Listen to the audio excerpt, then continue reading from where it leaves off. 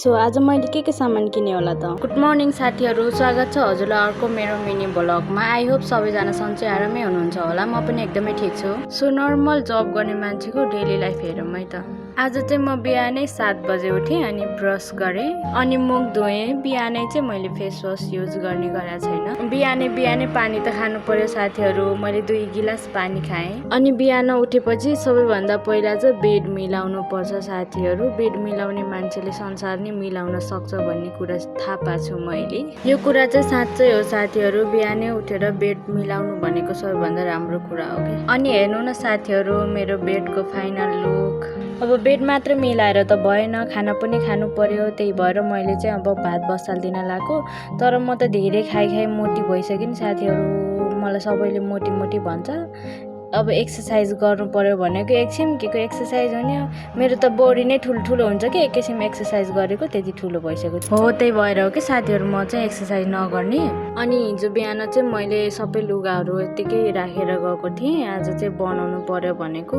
मेरो त लुगै छैनन् साथीहरू। मलाई त लुगाकै कमी छ। अब लुगा छैन भनौँ भने दराजभरि सबै मेरो लुगा छ भनौँ भने लगाउने बेलामा एउटो लगाउने जस्तो छैन। यो मेरो मात्र समस्या हो कि हजुरहरूको नि समस्या हो साथीहरू? कमेन्ट गरिदिनु होला। मैले चाहिँ सबै लुगा पट्टाएर राखिसकेँ। अब चाहिँ म घर सफा गर्छु। अनि के साथीहरू, हजुरको यो ब्याग झोलाहरू राख्ने बानी छ कि नै? मेरो त एकदमै नराम्रो बानी के।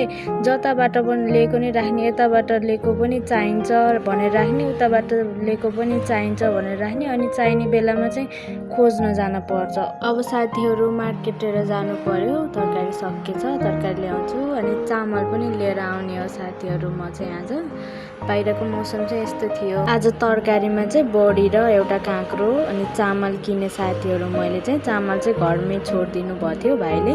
हेर्नु न साथीहरू, मेरो हातभन्दा पनि ठुलो रहेछ कि यो बडी चाहिँ। यसमा 2टा आलु मिसाएर अनि आजको लागि तरकारी बनाएँ साथीहरू मैले चाहिँ। अनि चाहिने नुन खुर्सानी मसला हालेर चाहिँ मैले एकछिन पानी हालेर ढाकिदिएँ। त्यति बेलाको सामानको लागि चाहिँ अब लुगा लगाएर रेडी हुनुपर्ने हुन्छ साथीहरू है। आज चाहिँ मैले खाना उतै पसलमा लगेर खाने हो।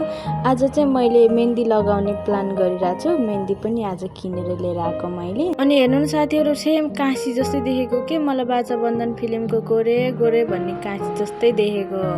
अनि म चाहिँ हिँडेँ साथीहरू है। अब बाहिरको मौसम चाहिँ यस्तो थियो।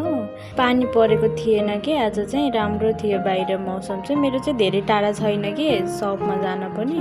आइसक्यो साथीहरू, म चाहिँ सपमा अब काम गरिदिने हो भट्टाभट। हजुरहरूलाई धेरै धन्यवाद लास्टसम्म भिडियो हेरिदिएकोमा। लाइक कमेन्ट सेयर गरिदिनु होला। भेटौँला अर्को भिडियोमा। By by, thank you.